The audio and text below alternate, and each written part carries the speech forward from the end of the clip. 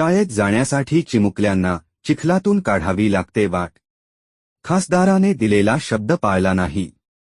शासन एकीकडे बालकांना मोफत व सक्तीचे शिक्षण देण्यासाठी कायद्याची अंमलबजावणी करीत आहे. 6 ते 14 वर्ष वयोगटातील प्रत्येक मुलांना शिक्षण हा मूलभूत अधिकार म्हणून बहाल केला आहे.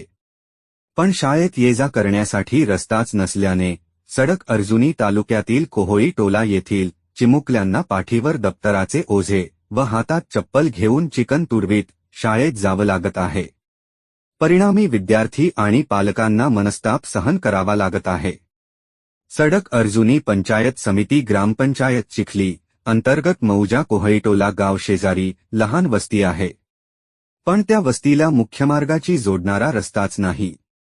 पावसाळ्याच्या दिवसात येथील नागरिकांना आपल्या दैनंदिन कामासाठी चिखल तुडवीतच मुख्य मार्गावर यावे लागते. पावसाळ्याच्या दिवसात अचानक कुणाची तब्येत बिघडली तर रुग्णवाहिका सुद्धा घरापर्यंत पोहोचू शकत नाही.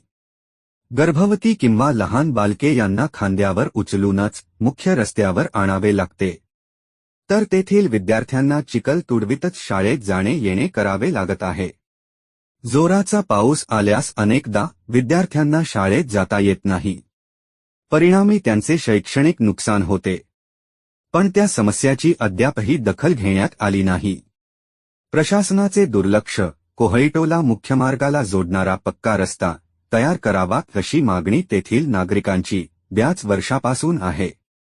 15वा वित्त आयोग किंवा महाराष्ट्र रोजगार हमी योजनेअंतर्गत रस्ता खडीकरण समितीकरण करण्याचे काम अधिकार ग्रामपंचायतला असून ग्रामपंचायत याकडे दुर्लक्ष करीत आहे असल्याचा आरोप नागरिकांचा आहे.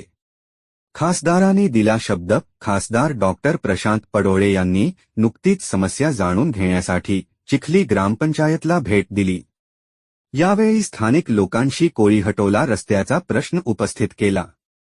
त्यावर खासदार पडोळे यांची गंभीर दखल घेत हा रस्ता त्वरित तयार करण्यात यावा असे आश्वासन दिले. पण मात्र त्याच्याकडे अजूनपर्यंत दुर्लक्ष होतच आहे.